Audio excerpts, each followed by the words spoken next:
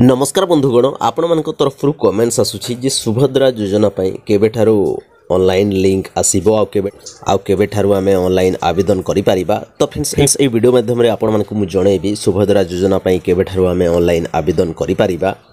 आउ ए वीडियो माध्यम रे आमे जानिबा जे को माने एलिजिबिलिटी हेई पारिबे आउ को डॉक्यूमेंट्स दरकार पड़िबो। तो देखंतु आपण मानकु मु गोटे लिस्ट देखे दूची।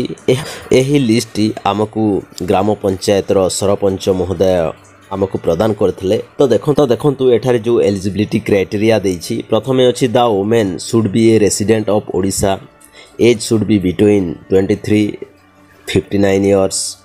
आपण माने बुझी पारुथिबे जे एही योजना केवल महिला मानक पई एप्लीकेबल अटे। आउ एठारे महिला को 23 वर्ष रु 59 वर्ष मध्य रे हेइथवा दरकार ताहेले एही योजनार लाभ पाई पारिबे। तापरे नंबर 3 रहिछि only married women and anganwadi worker are eligible for this scheme. एठारे केवल विवाहिता महिला और आंगनवाड़ी वर्कर मध्य एही योजनार लाभ पाई पारिबे। तापरे नंबर 4 रे अछि only one member of one family will get the benefit of this scheme. गोटे परिवार रो जणे महिला ही एही बेनिफिट पाई पारिबे।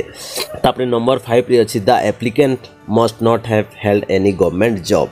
एप्लिकेंट जनक कोनोसी सरकारी कर्मचारी हेइ नथिबे ताहेले एही योजनार लाभ पाई पारिबे। तापरे नंबर 6 रे अछि unmarried women are not eligible for this scheme.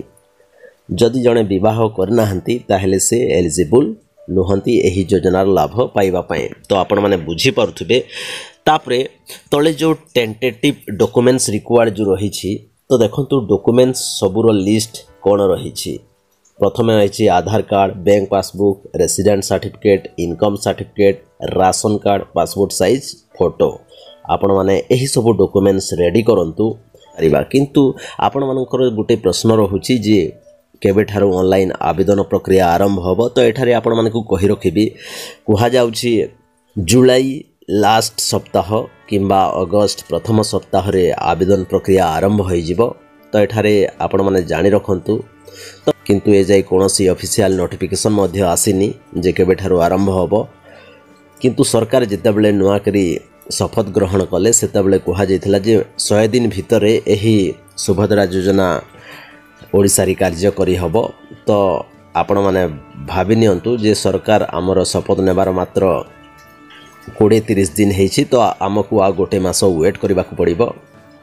तापरे हमर सुभद्रा योजना जेतेबेले लागू हबो सेतेबेले आमे ऑनलाइन आवेदन करि पारिबा। तो फ्रेंड्स एहा थला गोटे छोटिया इन्फॉर्मेटिव वीडियो। जदि वीडियोटी आपण मानकु भलो लागि थाई गोटे लाइक करंतु, कमेंट करंतु आउ एई हमर लव खुश यूट्यूब चैनल को सब्सक्राइब करनियंतु। धन्यवाद।